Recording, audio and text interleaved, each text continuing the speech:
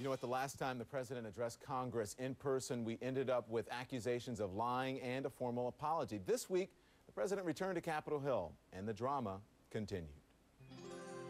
Everyone understands the extraordinary hardships that are placed on the uninsured. This is what happened the last time President Obama spoke in this chamber in September of 2009.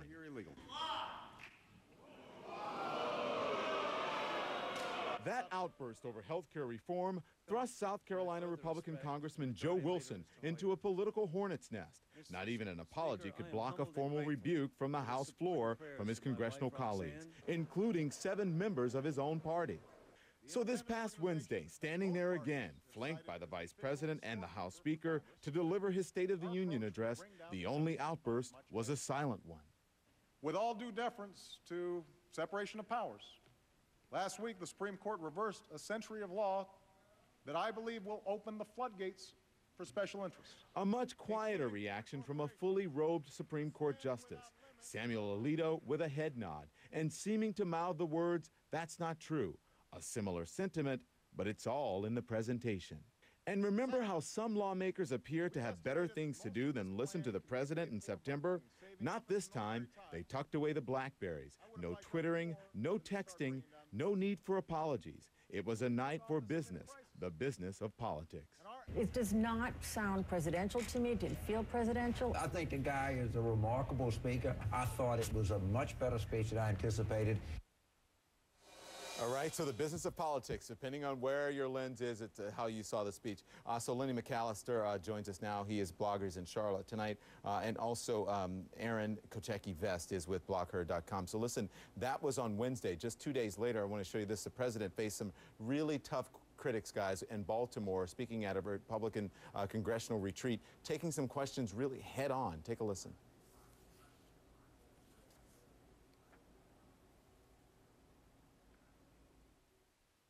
I'm using this as a specific example, so let me answer your question. You asked a question, I want to answer it. There's got to be some test of realism in any of these proposals, mine included. I've got to hold myself accountable. I guarantee you the American people will hold me accountable if what I'm selling doesn't actually deliver. So that's the president talking about tone there, and as we saw in the story, it appears someone talked to, you know, the people in Congress, and they were paying attention to the president, no rude outbursts. But then yesterday it was interesting about tone. So Aaron, where does this go from here? The president making his remarks. Will anybody listen, and do you think anything will change because of that speech? I sure hope so, and I sure hope that they take him up on his offer to come in with real solutions, not the rhetoric and non-meaty solutions that they keep putting on his desk. Will they actually do it? Probably not, because they've been the party of no, and they've been the party of we don't really care what he says or does, we want him to fail. I hope he got through to them, but I'm already hearing that all they're saying is he lectured them and he scolded them, and, you know, they want to take their ball and run away. Well, that's what I was going to say. We'll As a blogger, you should be hearing from people because, you know, as soon as I mention something or a story runs here, we hear about it from the social networking sites. I'm going to get to you, Lenny, but Aaron, what are your readers saying about this? We're hearing a lot of different things. From our conservative editors, we're hearing a lot of, oh, he lectured and, you know, he didn't need to take that tone with us. He tells us all of these things, but we want to see it in action. We haven't actually seen it in action. From our liberal bloggers like myself, they're standing and applauding, and they're still a little bit giddy from yesterday. Okay. Lenny, I want you to weigh in on this one. We're going to talk about the man that sort of changed, really, the political landscape in Washington, if you will. We're talking about Scott Brown. He was elected in a special election just a couple of weeks ago. He is holding a 3-day tour. It's in his home state, greeting voters, thanking them for his support, and he spoke to them about health care, taking their questions. Let's listen to him real quickly. Right now, there's a whole new feel in Washington. And what do I mean by that? It means that yesterday, the president actually met with the Republicans. There's finally some dialogue that's happening, bringing good conversation back to the equation to make sure that we can really address the very real problems that are affecting our country right now. And you know, taxes, spending, dealing with terrorism and the terrorist issues that are affecting our country, And obviously the most important things is jobs and job creation.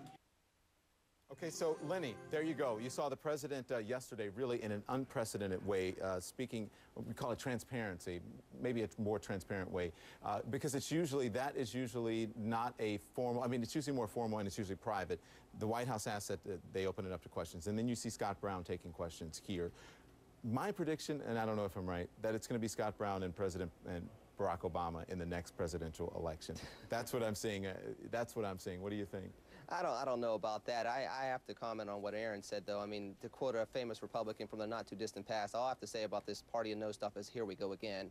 And, you know, the bottom line is, I think that President Obama at least is looking to talk to the Republicans. What I would have liked to have seen is, I actually liked the tone that he had. He was being very direct. It was a very blunt and honest conversation between both sides. But let's see if he's like that with the Democratic congressional leadership that kind of took the train and ran it amok in 2009. Those are the ones he also has to come to the table with and say, look, if we're going to be bipartisan, if we're going to move America forward, we need to be able to do this in a bipartisan way and do it together. He needs to rein them in as well. Now, Scott Brown, because of his victory, has been able to allow President Obama to say, look, okay, being a supermajority, being the numbers folks in Washington doesn't work. Leadership is not a mathematical equation. It's something that comes together with people working together. And the Scott Brown election and victory is forcing him to go back to both sides. And he did that yesterday as well, and remind folks, hey, we have to work together on these solutions. So, Aaron, I'm wondering if Washington or people in politics have picked up on something when you see Scott Brown